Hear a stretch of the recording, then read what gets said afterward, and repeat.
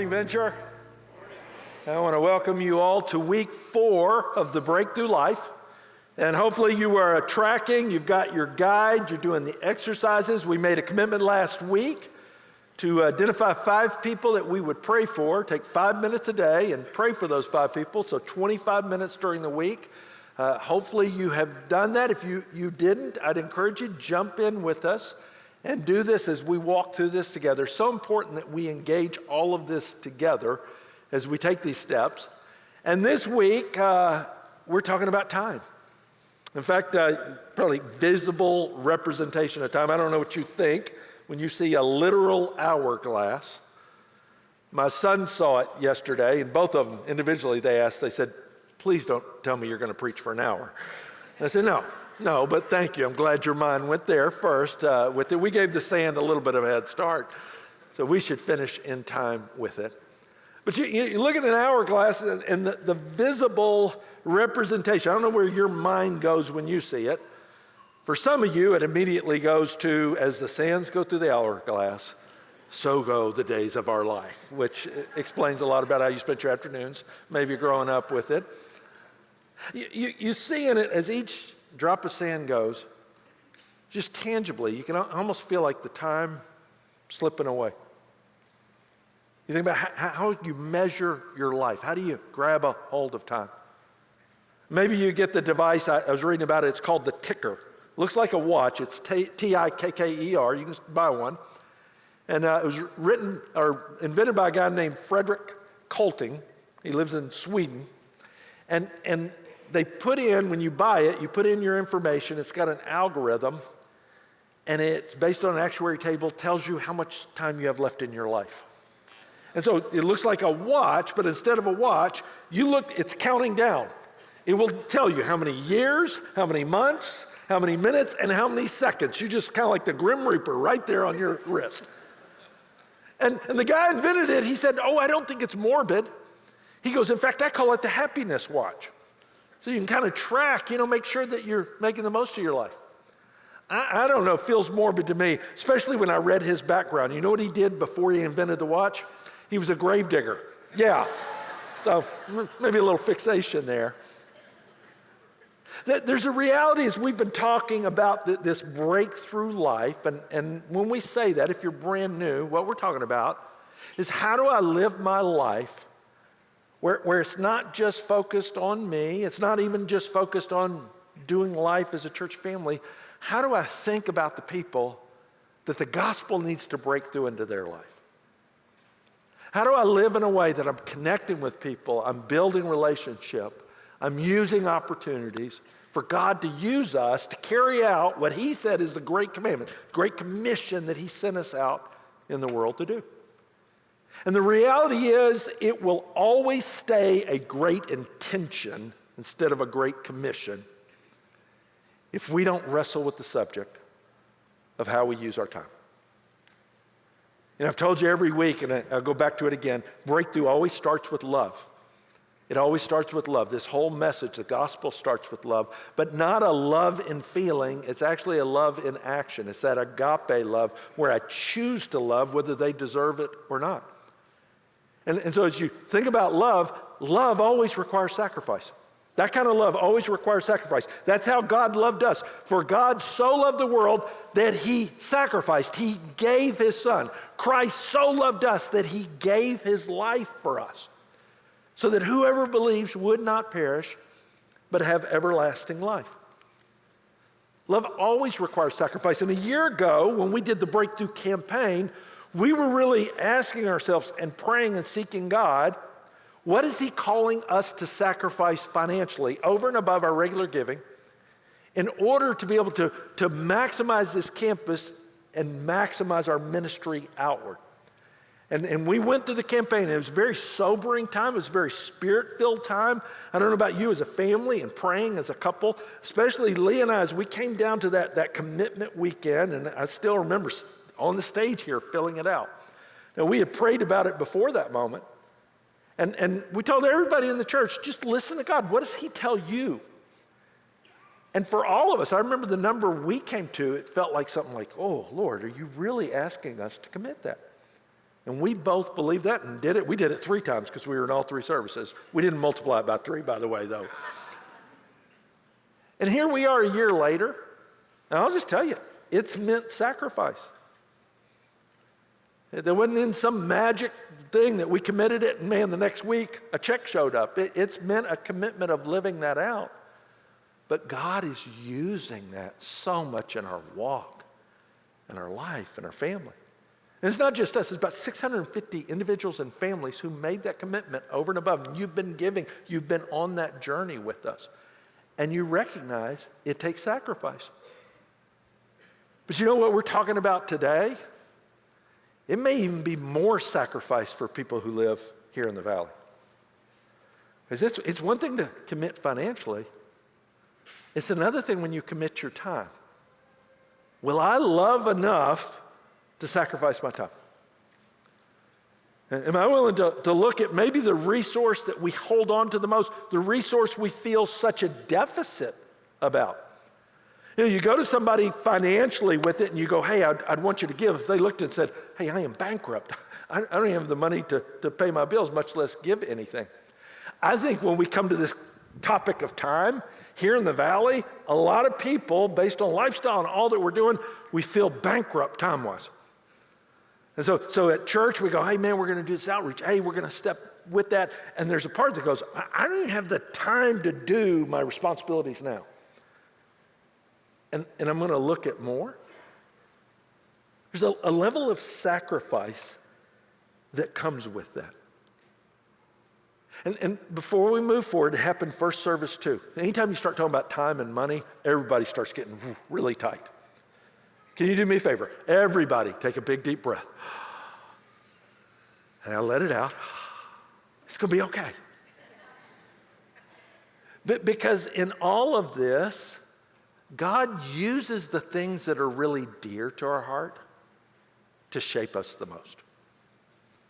That's why when Jesus said, where your money goes, your heart goes with it, it's so formative in your spiritual life. And I would say the same with our time. Where we invest ourselves is what's going to shape our lives the most. So let's step back for a moment and just think about time, because I think we've got to understand, how does the Bible even approach this subject of time? And the first thing that you see in it is all time is from God, and so we're called to steward it well. Just like we taught with money, all your money, we look at it and we go, it's my money, and we realize it's really not my money, it's His money. He gave it to me. All of it's from God, so I want to be a good steward of what He gave me. Same is true of your time. Every breath that you take, every minute of your life, every year that you have on this planet, I promise it's a gift from God. And so in the same way, you want to look at it and go, how do I steward well what He's given me? And the reality is, just like money, we all don't have the same amount of time. Now, when I say that, you go, oh, wait a second, Tim, we all have 168 hours in a week. Yeah, but you start looking at different lives. You know, I always tell people it's great to travel overseas, go to another country, because you can kind of see some of the things we take for granted. I've been to Rwanda many times, and it always stands out to me there. I'll see it's usually women who are doing it, but hours of the day where they have these big containers, and they're carrying them, and on average, many of them have to walk 2 hours there, 2 hours back to go get clean water for their family for the day. Can you imagine if 4 hours of your day now suddenly just got carved out getting water? Something I do in a moment's notice, where I walk over to a faucet and I turn on and whew, it's there. I suddenly got 4 hours they don't have. We don't have the same amount of time. I look at it, some of you, you're working 2 jobs just to make it. Single parents. Could we stop for a moment, just salute single parents? Could we recognize that? Yeah.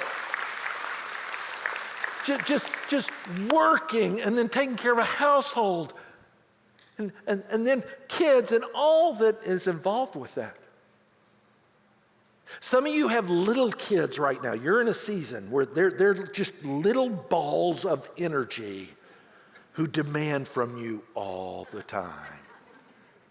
And you kind of look at it and you go, oh, this season and all. We don't share the same amount of time. Now I can go to the other end of the spectrum. Maybe you're empty nesting now.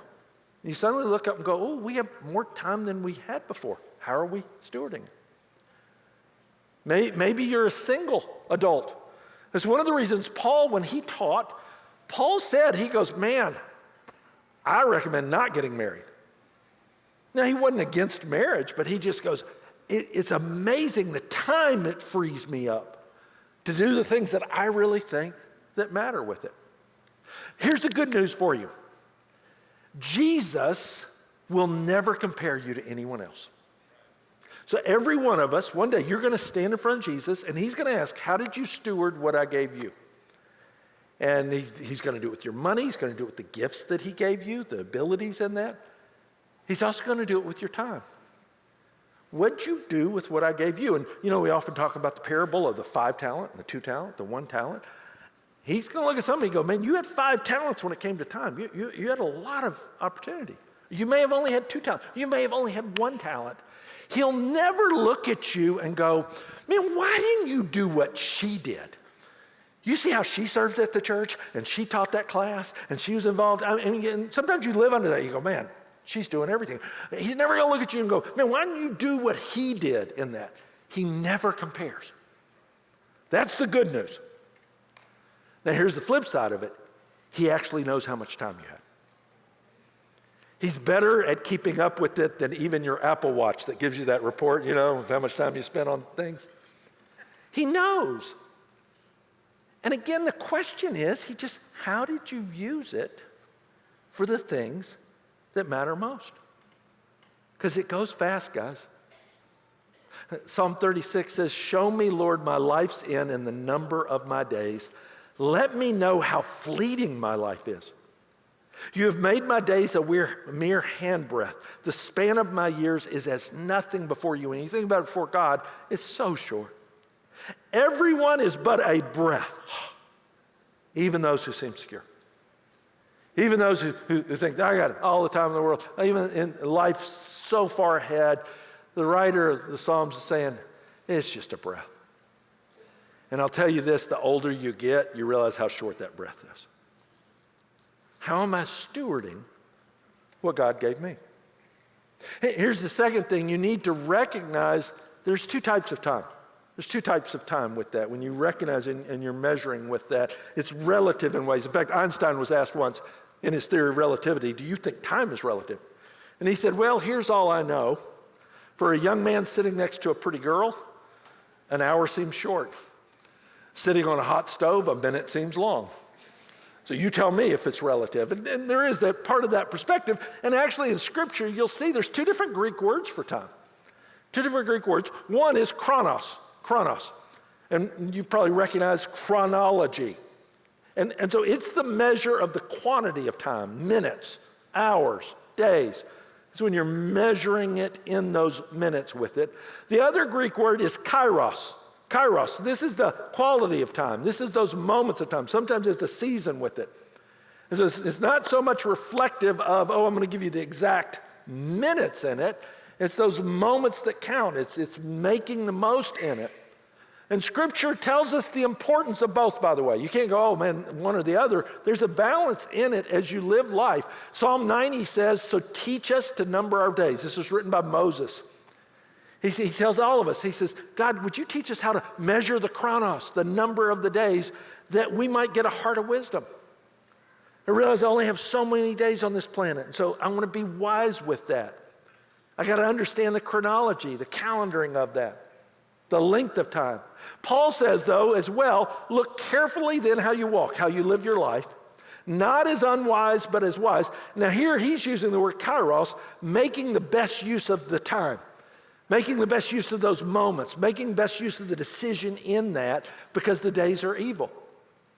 There's a balance of both and understanding both, and it's kind of easy just to equate time to just chronos. Oh yeah, I've got that, without thinking about what was the moment to be gained in it. In fact, there was a professor years ago at the University of Pennsylvania, and he's making this point with it. He called a young man forward, and he asked him, how long have you lived?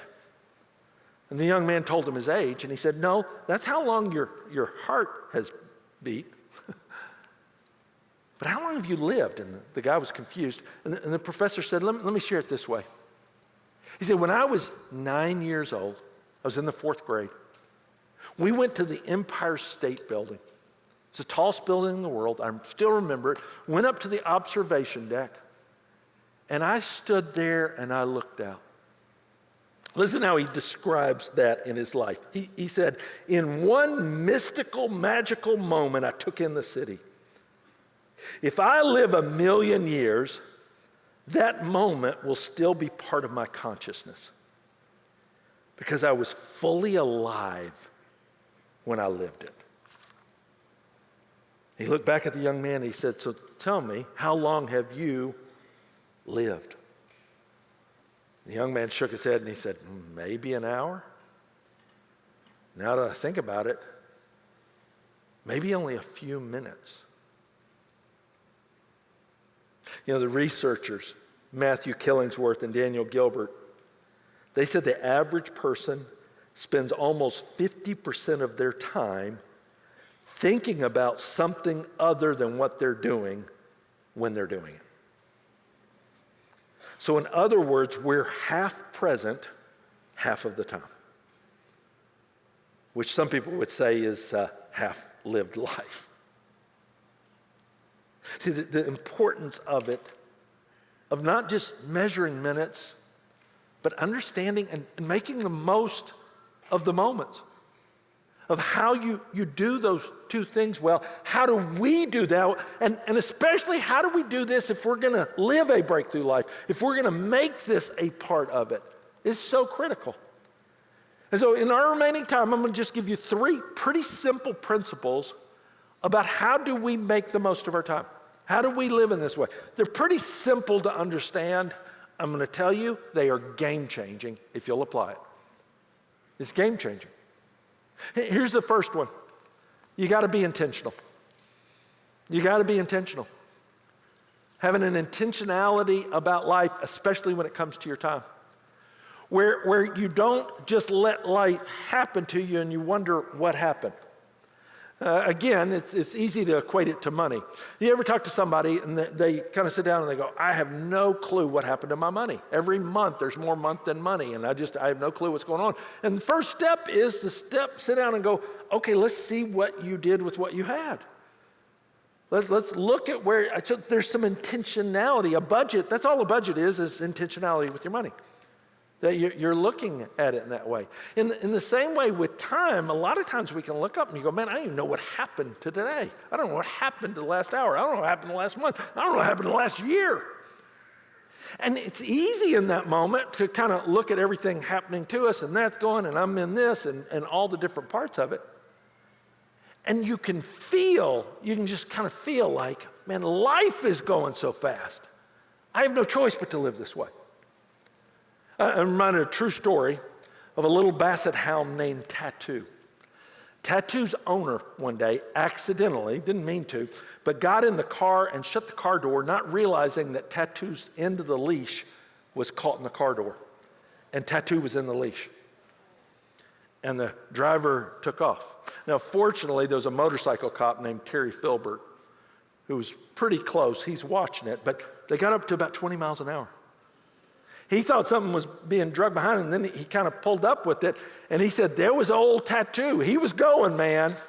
And as Terry described it, he was picking them up and putting them down as fast as he could. And every so often he'd take a tumble, but then he'd keep going. Terry stopped. Tattoo was fine. I know some of you are like, how was Tattoo? Tattoo was fine. Did not want to go on a walk for a long time.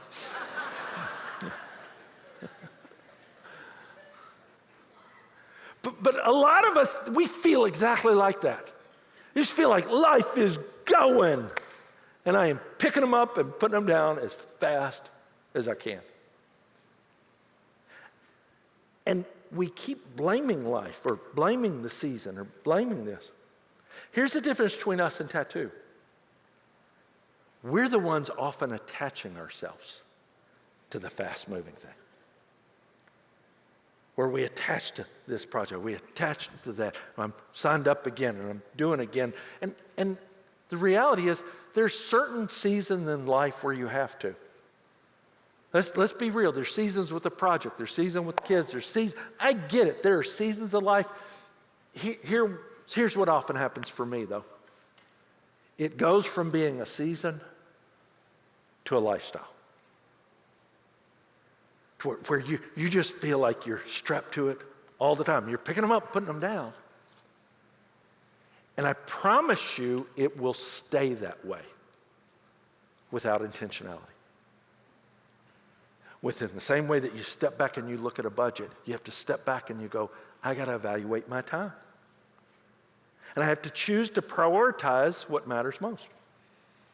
I have to choose what are the core things. I'm not going to attach to everything. What are the core things? And as I prioritize, and again, it's having enough intentionality that I'm ahead of it. I was listening to Bob Beal. Bob Beal's a consultant, works with business experts around the world. He's with a group of CEOs and businessmen. He looked at all of them. He said, hey, I want you to take this week off from work. We're going to go on vacation starting tomorrow. And everybody in the room laughed. I mean, if I told you the same thing, I said, this week, we're going to go on vacation. We're going tomorrow. You'd all look at me and you go, yeah, nice, Tim. Wish I could. Must be nice to be a pastor or work one day a week and, do those kind of things with it. Whatever goes through your head with that. Here's what Beal said. He said, the only reason you can't do tomorrow is you didn't plan for it. Totally understandable. He said, if I'd gone back 2 months ago and said, hey, I want you to take this week and clear the decks, he said, you would have the ability to do it. He said, the reality is you have more control than you think. It's just, are you prioritizing and intentional about what matters most?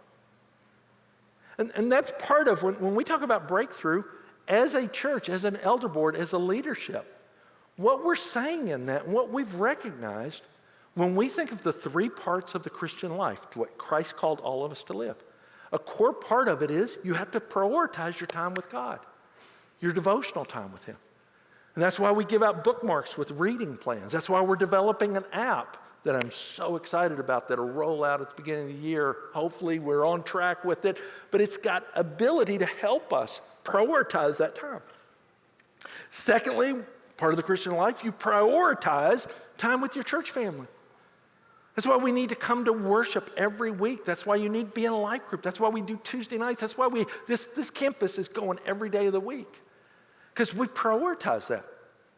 What we just recognize as a leadership team, though, do we prioritize that third part of the Christian life of going on mission, of reaching people far from Jesus? Do we prioritize that in the same way, or do we always just hope it happens?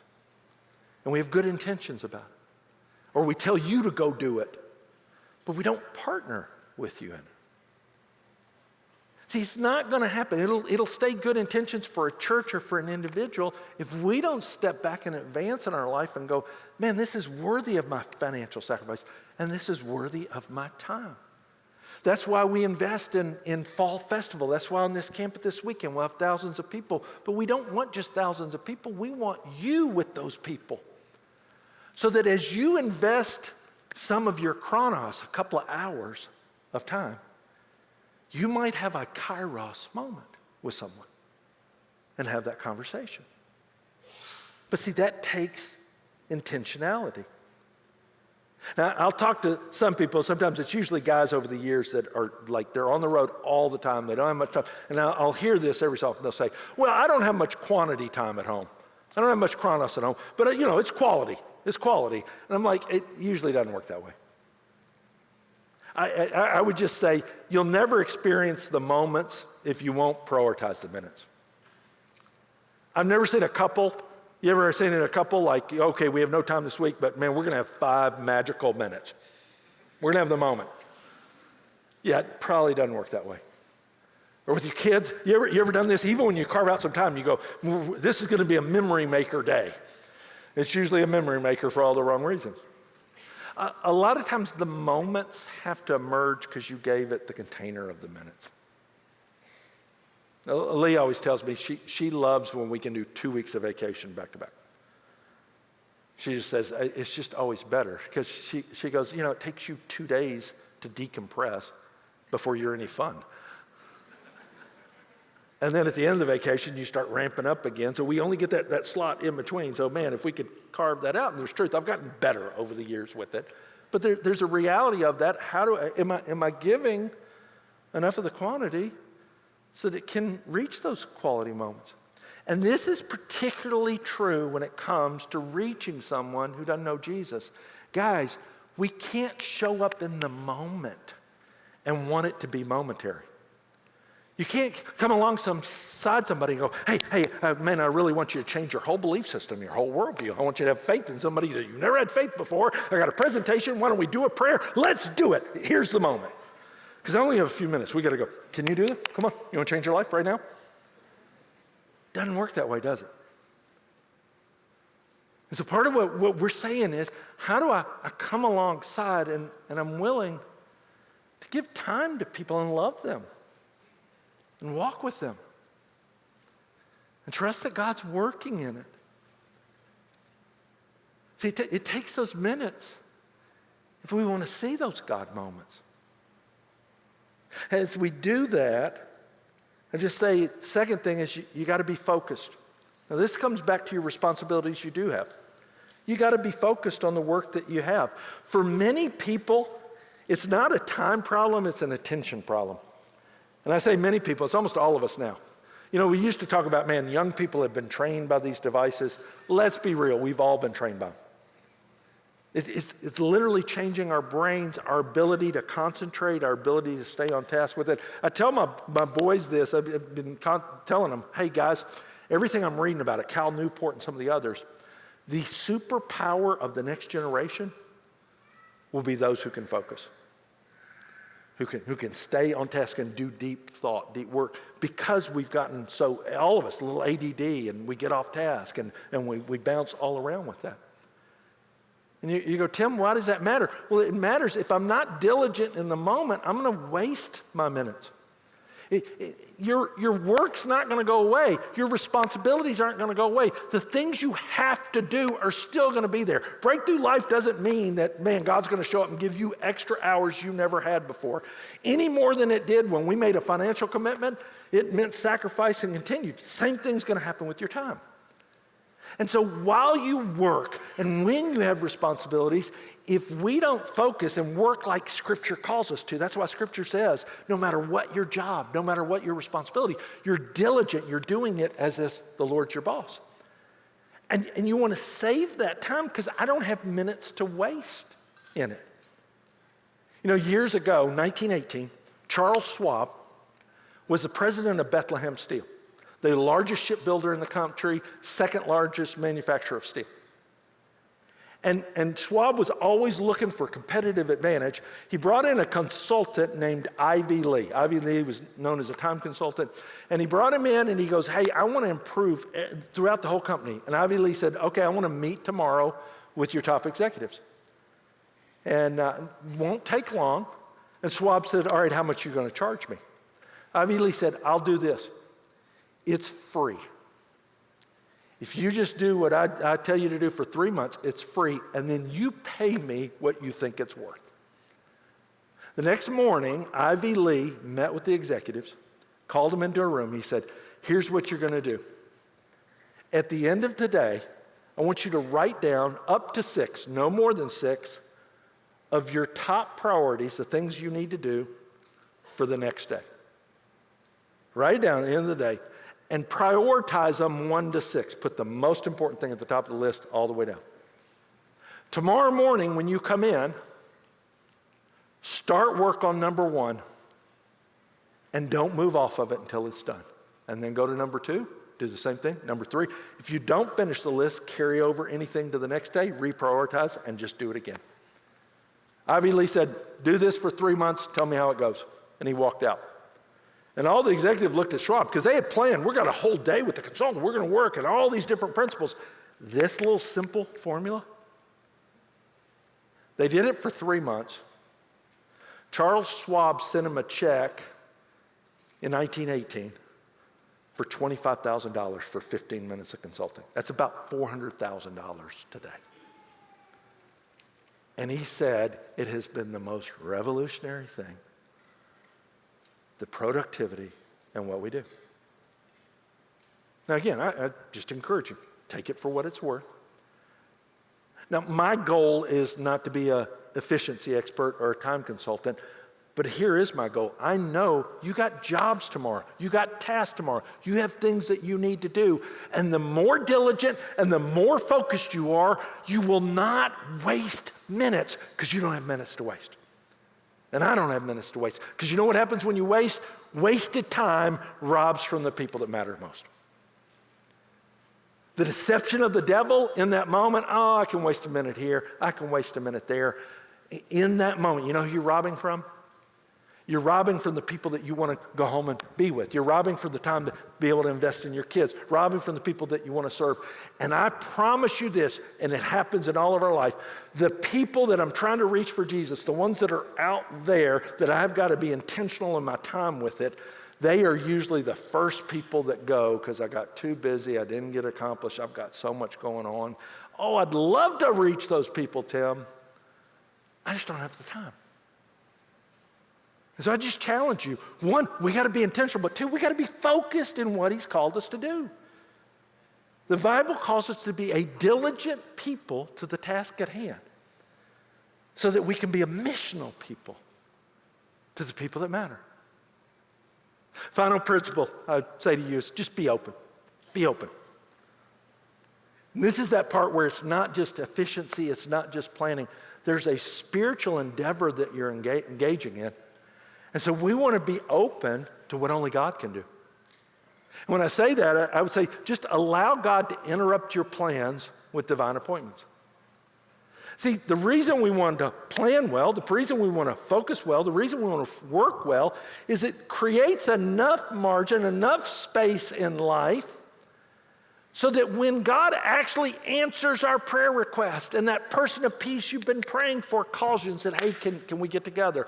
When God brings somebody across your path, when you have that opportunity, then there's an openness, I'm ready for that. And I'm willing to not look at it as an interruption, but actually an opportunity to engage. You know, just read through Christ's ministry. And if you look at Jesus, Jesus was very diligent. He only had 3 years of public ministry. And you think about what he needed to accomplish. He had 3 years to train this group of guys to now lead the church that's got to go for 2,000 more years. You wouldn't have blamed him if he just pulled them aside and said, we're just going to do 3 years of heavy-duty discipleship just with us. But he didn't operate that way. He had a mission where he had to go die on the cross. I wouldn't have blamed him the whole time. He said, I'm going to spend the whole time with my Father alone, devotionally, preparing for that time on the cross. Wouldn't have blamed him for that. But what did he do? He spent that time in community with his disciples. He spent time with his Father. And he spent time intentionally on mission. And look how many times in his life it seems like he's just interrupted. And yet he turns those interruptions into interactions. He takes the time when he's resting by the well to have an interaction with the woman there. We looked at that passage in John 4. He's walking along. How many times he's walking along and a woman touches his cloak and he stops. He says, we're going to actually have an interaction here. There's some blind guys on the side of the road. They're screaming. You want to talk about interruption? They're screaming so loud. They're like, Jesus, Jesus, Jesus, Jesus. Everybody told them, would you just shut up? You're interrupting him. And Jesus goes, not an interruption. We're going to have an interaction. And he went over and healed him. He's in a house doing ministry, and some guys are so passionate about their friends, they tore a hole in the roof and lowered the guy down right in front of Jesus. You talk about an interruption. Can you imagine if in the middle of the sermon I'm going, and suddenly we look up and somebody's ripping a hole in the ceiling? I'd be tempted to go, hey, I'm doing something here. But Jesus goes, oh man, perfect timing. Has an interaction with that. See, Jesus had this remarkable ability that he didn't view it as an interruption. He allowed it to be a divine appointment. But I can promise you this, That will never happen in our life if we're hurried all the time. A hurried life rushes past the God moments. It just runs right past it. Because I don't have time to be interrupted, to interact, to follow up with it. That's why the first 2 points are so important. They may not have felt spiritual. They're so spiritual because they free us up to have an openness, not only in our calendar, but in our hearts for what God's doing. When Jesus was asked, they asked him, they said, how would you summarize the Christian life? And he said, oh, it's real simple. You love God and you love others. You love your neighbors. Remember what they asked him next? They're already looking for exceptions because they go, well, who actually is your neighbor? I mean, who do I have to, give attention to? Because we're busy people. We're doing things. And so Jesus told them a story, told them one of the most famous stories in the Bible. He said, well, there was this guy who was going up to Jerusalem. He's on the road from Jericho. It's, dangerous road with it. He gets jumped by some guys. He's laying on the side of the road. He's in really bad shape. And first, a priest came along, a professional Christian. He came along, and he kind of went to the other side of the road because I'm sure he had to get to the temple. He had really important things to do. Then a Levite came along. Again, another professional Christian. But he had to get to something, and I'm sure it was important. And then the Samaritan, the guy that everybody looked down on, he came by, and he stopped. Said his heart was moved with compassion. He actually loved, not the sentiment of love. It always stands out these verses. The Samaritan went to him, bound up his wounds, pouring on oil and wine. Then he set him on his own animal and brought him to an inn and took care of him. This is what jumps out at me. The next day, he had to totally divert what he was doing. He's there all night with him. The next day, he took out 2 denarii, gave them to the innkeeper, saying, take care of him, and whatever more you spend, I will repay you when I come back. He sacrificially gave of his money, and he sacrificially gave of his time. Jesus said that's what it looks like to love a neighbor. Years ago, I'd been studying this passage. I was headed, it was a Sunday afternoon. I was headed to church, different church. And I was going to teach this class. I was kind of nervous about it, about a couple hundred people coming. It was this Explore God type class. I'd teach for the first hour, and the second hour just answer any questions people had. And you got questions all over, so you had to kind of be on your game. And this was the first week. We were launching it. I'm focused. I'm headed to church. It's a beautiful afternoon, and I pull up in the car in front of me in the turn lane. It doesn't go through the whole light. So, trying to keep a Jesus smile, I pull up, and I see there's a guy in there, and he's got his little daughter with him. I said, you okay? And he goes, oh, yeah, we're fine. We're just out of gas. And I was like, okay, well, good luck. Went right through the light. That's about when the Holy Spirit said, really? Really? Good luck? And I started doing that arguing with God thing. We're like, but God, I got to get to church to serve you. And he immediately brought to mind, oh, I guess like the priest and the Levite, you just had to get on down the road there. I'm like, Lord, I don't have time. And so I made one of these kind of deals with God. There's one gas station I would pass on the way to the church. And so I said, all right, I will pull into that gas station. If they have a gas can, I'll take some gas back. And I pulled in and went in. I said, hey, you guys have a gas can for a car ran out of gas? The guy goes, oh, man, we sold the last one. We lost the one from the garage. And I got to be honest, I was relieved. I was like, oh, okay. And, I'm going to the door. I tried Jesus, I really. And right in that minute, there was a Subway restaurant connected to the gas station. And the girl behind the Subway counter, she speaks up. And she goes, I could empty out the pickle jar. I was like, excuse me? She holds up this big, huge pickle jar. She says, only 2 pickles left in it. I'll pour them out. You can use this, fill it up with gas. And the whole time I'm like, no, Jesus, no. I wish you could see the guy's face. I go back. I was hoping he was gone by that. No, he's there. I said, hey, I got some gas. He said, oh, you got a gas can? I said, well, no. And I hold up the pickle jar full of gas. He's looking at me. And then we go over to put it in, and he goes, did you bring a funnel? It's like, that would have been a good thing to bring. So I got some cardboard, and I was able to make a funnel and held it while he poured it in. He got enough in, he started up, and jumps in, he goes, "Hey, thanks!" And they're gone. I remember getting in the car, and I reeked of gasoline. And I'm driving to this class, and I'm like, really, God? Really? I don't think that impacted them at all. And in that moment, the Holy Spirit said it wasn't for them. It's for you. I mean, you can teach these stories and you can tell people to do that. But are you open to the people I've placed around you?